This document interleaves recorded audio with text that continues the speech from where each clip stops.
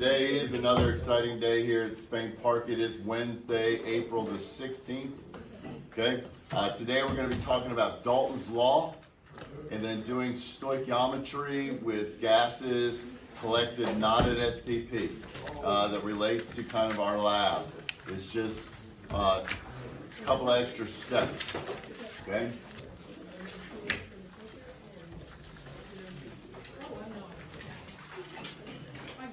Now the first thing that we have to know, and this should be in your notes if you want to get out those antiquated notes that I gave to you.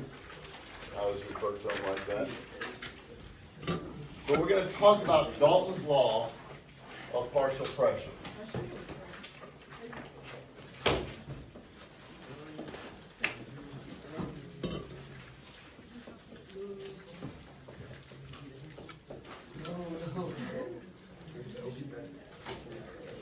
Dalton's Law of partial pressures.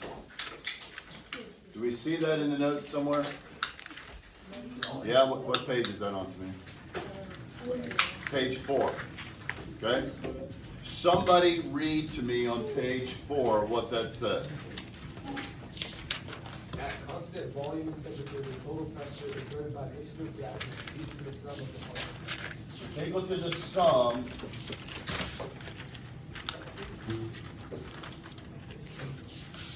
Okay. What is it, football? What ball is that?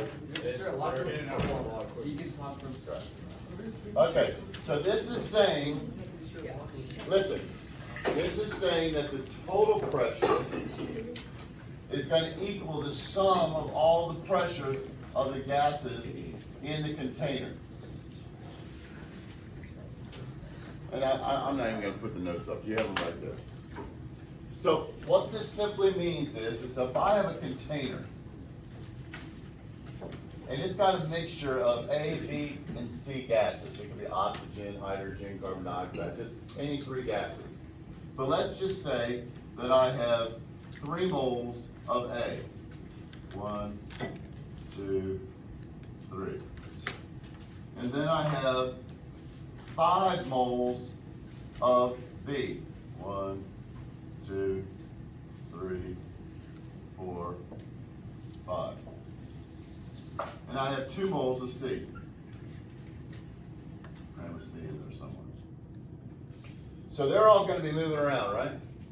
They're all going to be bouncing around. They're all going to be hitting the container wall. How many moles of particles do I have in your total? 10, right? I have 3, 5, and 2. So combined, we're going to have 10 molecules, 10 moles of molecules hitting the container wall. So my total pressure is going to be, let's just say based upon 10. Okay? Now, which one's going to be colliding, having more collisions with the container wall? B. Why? There's more of them, right?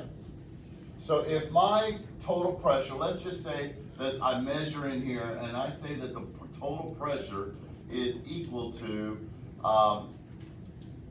let's just make it easy, 1 atmosphere.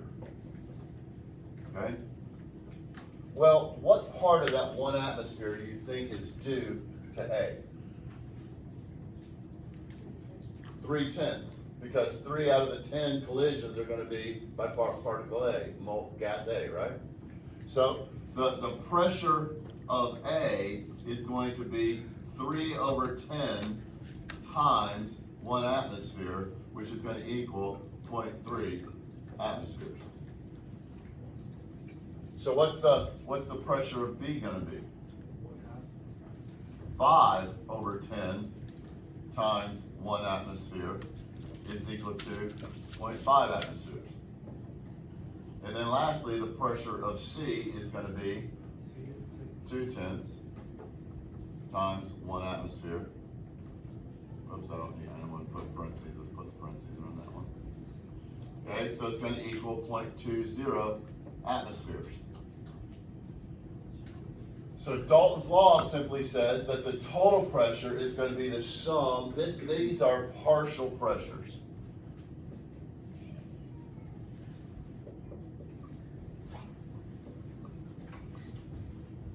It's the pressure exerted by each gas, the part of the total pressure. That's what partial pressure is gonna be. It's the part that's exerted by A, it's the part that's exerted by B, it's the part that's exerted by C. The total pressure is gonna be the sum of these individual partial pressures. This, what we just did right here, is actually known as Raoult's law, okay? Where we take, it's called the mole fraction. It's the how many, what's the percentage of molecules times the total pressure. That's how much part, that's gonna be the partial pressure. But they're kind of all related to one another, okay?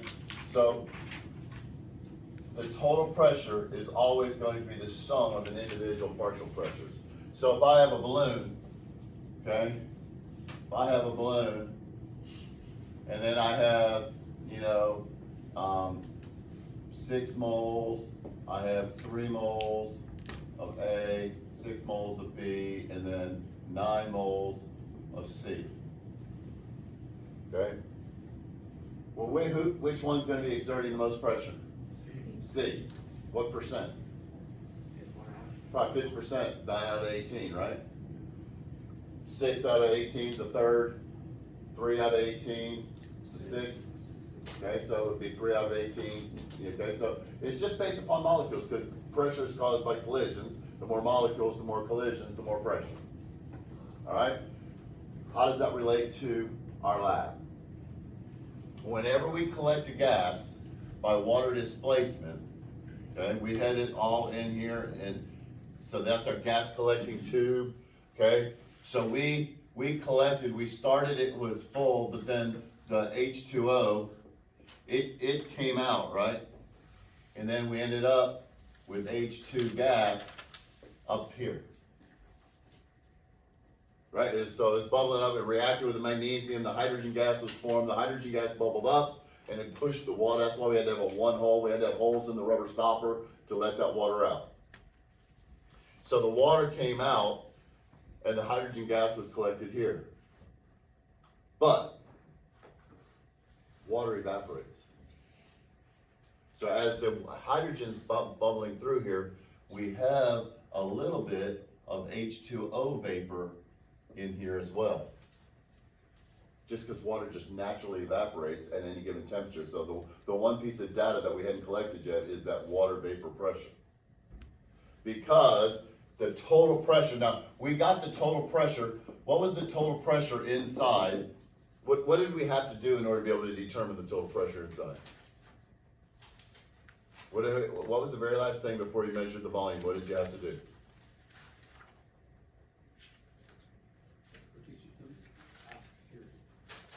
What did we do before you measured? Okay, the reaction ended, all the bubbles stopped, but before you actually measured the volume, you had one more step. Added more water. To do what? To make it even. To make the water level inside and outside equal, right? What was the purpose of that? So the pressure inside was equal to the pressure outside. So then we know that the total pressure inside the tube was equal to atmospheric pressure, right? And we just said, hey Siri, what's atmospheric pressure? We said 30.09 inches of mercury. Now, in your calculations, I'm gonna go ahead and, well, let's go ahead and do this. This is not a data. Now, if you wanna write it out to the side or something, but this is gonna be more of a calculation. 30.09 inches of mercury times, we gotta change that to millimeters. Okay? So let me test your metric system here. We go to centimeters. 2.54 centimeters is an inch. How many millimeters are in a centimeter? What'd you say? 10,000. No. It's on. 10. They're 10 millimeters in a centimeter. Centi's 100, milli's 1,000. So 2.54 centimeters is going to be how many millimeters? 22.54. The other way. 25.4. 2.54 centimeters times, there's 10 millimeters in 1 centimeter. So it's gonna equal 25.4 millimeters.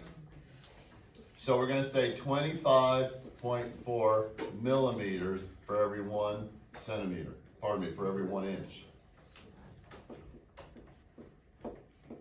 So this is gonna get me the pressure in terms of millimeters of mercury.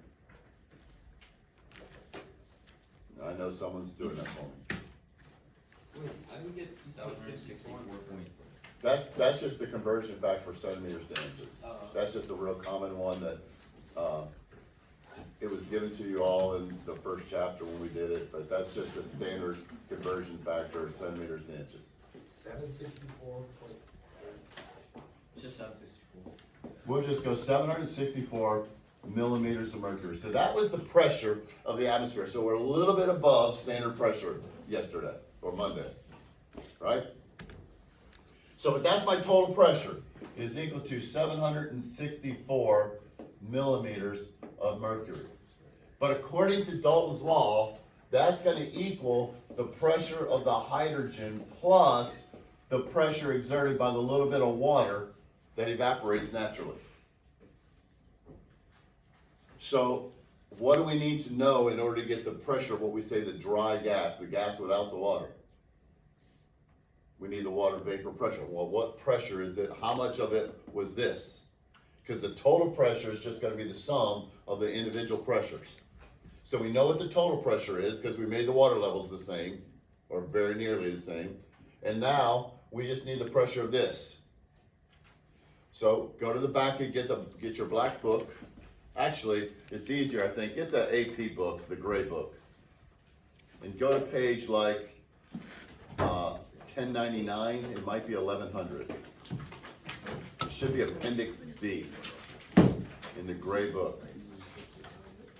Appendix B in the gray book, I think. Huh? What does that say? Vapor pressure of water. Yeah. Okay. What page is that one?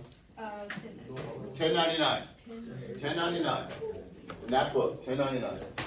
That's also a very common tax form from yesterday. If you work as an independent contractor, they don't take taxes out. I know. Is that it? Yeah. All right, so if you look, now your temperature of the water was probably somewhere between 21 and 22 degrees when you measured the temperature of the water in your lab. Okay, now you got to round it to whichever one is closest. If 21.5, go ahead and go to 22. Okay, and what is the vapor pressure of water at 20, whatever your temperature was, but let's just say 22 degrees. What does the table say the vapor pressure of water is at 22 degrees? 19.83. So that means of the 764 millimeters pressure total, 19.83 of it was due probably to water molecules hitting the container wall, or actually pushing the water down. Okay? So then we can say, so your pressure of the hydrogen is going to equal the pressure of the atmosphere, the total pressure, minus the pressure of the water. Right? If this is true, so that means the pressure of your dry gas is equal to the atmosphere, which we now said was 764,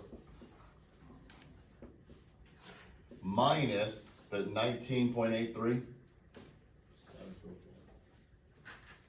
19.8374. Okay, is that number right? Yeah. Okay. So what does that equal? 744 millimeters of mercury is equal. That's the partial pressure of the hydrogen gas in your tube. Because when we do PV equals nRT, we don't want the total pressure. We want what's the pressure exerted by the gas we're collecting, the hydrogen. So listen, whenever you collect a gas by water displacement, which is the most common way to collect a gas, Okay, it's the easiest way. We just saw, that way we know the water gets displaced. If we didn't have water in there, we just collected the gas inside the tube. There's no way to know if it's hydrogen, if it's air, or what all's in there. You collect it by water displacement, it pushes the water out, but you're always gonna have a little bit of water vapor. But water vapor is very consistent based on temperature, and you'll be given that value. Obviously, you don't memorize the table. But to get the pressure of the gas that you're collecting, you always take the atmospheric pressure, because you're gonna get the water levels to be the same. That's the only way to know the pressure. Get the water levels the same, so we know inside, the total pressure inside is the atmospheric pressure. And then you have to just subtract out the water vapor. It's very simple, because this number is given to you. Okay? So when it says what's the pressure of the dry gas, you just subtract out the given water vapor pressure, and that's the pressure exerted by the hydrogen. Does that make sense?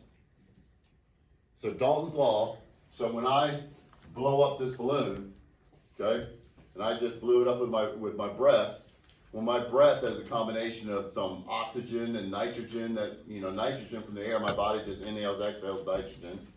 It's got some oxygen that my body didn't use. It's got some carbon dioxide that I exhaled, and it's probably got some water vapor, moisture from my breath in here as well. All of those things are exerting the total pressure on the inside. But each of them are exerting their own partial pressure based upon how many molecules of each one are in there. Now, there's no way for me to know just by me blowing in there. But, if there's more carbon dioxide, if I exhaled more carbon dioxide, well then, 50% or so would be, the pressure would be due to carbon dioxide. That would be its partial pressure. So each of the four gases are exerting a part of the whole pressure. And that part that they're exerting is just based upon the percentage of the molecules that are in there. Does that make sense? All right, so for practical purposes, this right here is what we need to be able to do for the lab. Now, what was the final purpose of the lab? What was the purpose of the lab? What was the title called? Replacement of hydrogen. Replacement of hydrogen. And what did we do with that hydrogen? We made it turn into a gas, and did we just let it go? No, we collected it, and we measured what? Its volume. So we collected and measured the volume of a certain amount of hydrogen gas. Now the reaction that we did, you already have the equation, was magnesium solid plus hydrochloric acid. And what did that make? Magnesium chloride. And remember, we always balance the charge, +2 and -1, MgCl2, and hydrogen gas, we know, is H2. Okay? So our goal is we measured the volume of this, okay? So we know the volume of that, but we want to compare, what does the ideal gas law predict we should get?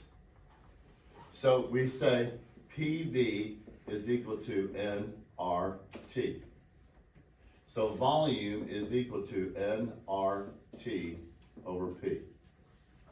So if I want to calculate what volume should I have gotten, let's just say that we started with 0.045 grams of that.